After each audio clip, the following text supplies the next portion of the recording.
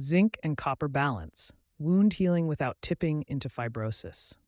Eye surgery and injuries call for careful healing. One micronutrient under the microscope is zinc, a mineral vital for tissue repair and immunity. Zinc acts as a helper, cofactor, for hundreds of enzymes that rebuild cell membranes, make new cells, and fight infection. In fact, the body needs zinc to synthesize DNA and proteins, which lets skin and mucous membranes, like the eye's surface, renew themselves. When zinc is too low, wounds heal poorly and skin lesions can appear. In short, adequate zinc supports epithelial repair, restoring the surface cells of the eye, and boosts immune function to protect against infection. However, more zinc is not always better. Because zinc also influences scar tissue processes, patients naturally ask, does extra zinc risk excessive scarring, fibrosis, on the conjunctiva? The good news is that routine zinc supplements do not seem to trigger unwelcome fibrosis. Indeed, zinc is required for enzymes called MMPs that help remodel healing tissue. Controlled experiments show zinc actually promotes collagen breakdown and limits excess collagen production in fibroblasts. For example, one study of hypertrophic, thick scars found that zinc oxide tape reduced scar redness and thickness by raising collagenase, the enzyme that digests scar collagen and suppressing new collagen in fibroblasts. Likewise, laboratory tests on ocular fibroblasts, human Tenon's capsule cells, showed that zinc oxide inhibited fibroblast growth and lowered key scar factors like TGF-β and fibronectin. In these eye fibroblast cultures, zinc not only increased cell death of scar-forming cells, but also prevented collagen contraction, suggesting an anti-scarring effect. In summary, the existing science suggests that normal zinc supplementation should help a wound heal normally without overshooting into pathological fibrosis.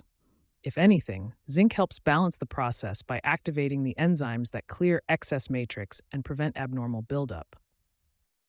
No strong evidence shows that reasonable zinc doses worsen conjunctival scarring. Of course, any healing eye can scar from many factors: inflammation, genetics, surgical technique, but zinc itself is unlikely to tip the balance toward too much scar. Safe zinc dosage and duration. For patients, safety is key. The daily need for zinc is quite small, about 8 to 11 milligrams for adults, and older guidelines set 40 milligrams per day as the maximum safe upper limit. Taking zinc above this long term is not recommended because chronic high intake, e.g. 50 milligrams or more for weeks, can cause problems. In large amounts, zinc can upset your stomach and even drive down copper and other minerals in the body. More on that below. Typical supplement range. For wound support, many experts would use a moderate dose, for example 15-30 milligrams of elemental zinc per day. This is above the RDA, but well below the 40 milligrams upper limit, especially if used short-term. By comparison, specialized wound care formulas or burn regimens often use doses around 20 to 25 milligrams per day to aid repair, but those are under medical supervision. Duration. We recommend only a short course, e.g. around 2 weeks, of extra zinc after surgery. The body's demand for zinc is highest early in healing, so a couple of weeks of supplemental zinc can be helpful. But after that, continuing high doses offers no proven extra benefit and could cause mineral imbalances. Always follow your doctor's advice on how long to take it. Food versus supplement. Zinc is found in meats, seafood, dairy, and whole grains, so a healthy diet usually provides the daily amount needed. Supplements are for times or diets when zinc might be low. If you take zinc pills, consider taking them with a meal or snack to reduce stomach upset above. Keep in mind the science. The NIH sets 40 milligrams per day as the adult safety limit. Going above that, even with supplements, risks side effects. Short-term, a few weeks up to 30 milligrams per day is generally safe. If your treatment calls for higher doses, do not self-dose. Check with your doctor. Copper co-supplementation. Zinc and copper balance go hand in hand. These two minerals compete for absorption. High zinc intakes, especially above 50 milligrams daily over time, can block copper absorption, leading to copper deficiency. Copper is needed for nerves and blood cells, so deficiency can cause anemia and nerve problems if severe. In practice, taking a low dose of copper along with zinc is a prudent safeguard if you're taking zinc supplements longer than a couple weeks. Many eye health formulas, like the AREDS macular degeneration vitamins, contain 2 milligrams copper along with 80 milligrams zinc for this reason. For our shorter 2-week course, the risk is small, but you could include a bit of dietary copper, nuts, seeds, whole grains, shellfish, or a 1 to 2 milligrams copper supplement if concerned. This ensures the two minerals stay in balance and supports overall healing. Interactions with oral antibiotics. If you are on any oral antibiotics, especially tetracyclines or quinolones, timing matters. Tetracyclines, like doxycycline or minocycline, zinc can bind these antibiotics in the gut and make them less effective. If you must take both, separate the doses. Aim to take the antibiotic at least 2 hours before or 4 hours after taking zinc. Fluoroquinolones, ciprofloxacin, levofloxacin, etc. Similarly, take the antibiotic 2 to 4 hours away from zinc for the same reason.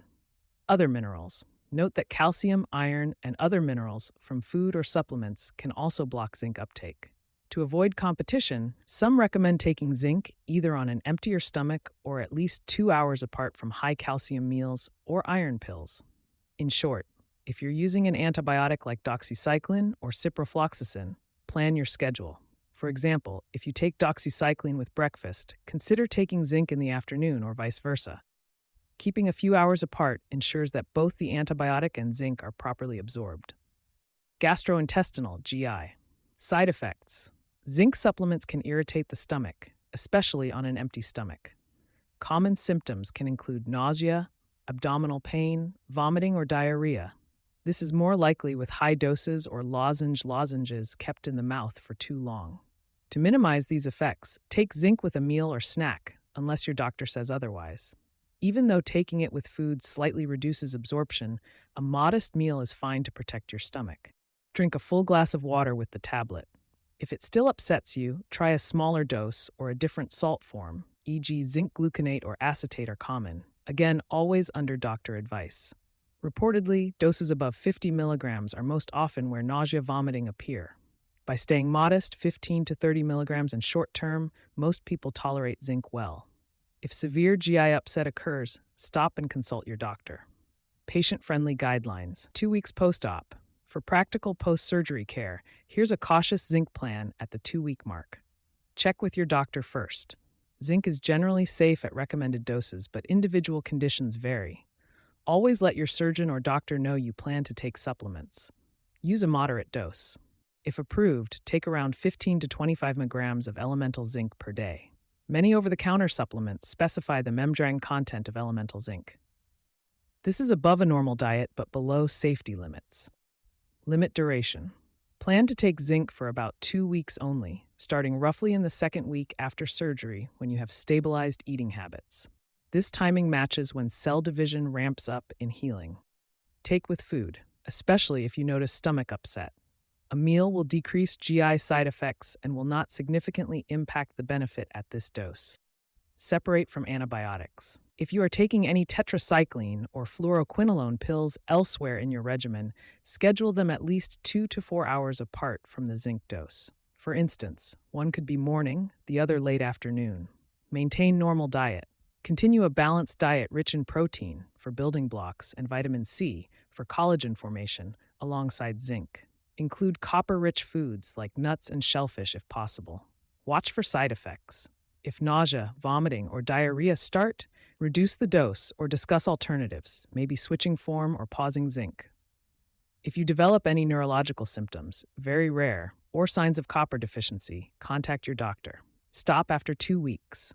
The idea is to use zinc as a short boost for early healing. After 2 weeks, evidence of additional benefit is lacking, so it's safest to discontinue. At that point, natural diet should be sufficient to support continued healing. Conclusion: zinc is a key player in healing and immune defense, and giving a short course of moderate zinc can help ensure proper repair of the ocular surface. Used responsibly, it should not cause excessive conjunctival scarring. In fact, it may even help normalize the repair process. By sticking to recommended doses, limiting duration, pairing with copper if needed, and minding drug interactions, patients can benefit from zinc's support without undue risk. Always remember, when in doubt, consult your eye doctor or pharmacist before adding supplements to your postoperative plan. All links to sources are available in the text version of this article. You can find the full article at visualfieldtest.com. Thanks for listening. To check your visual field, click the link at the bottom of this article or visit visualfieldtest.com.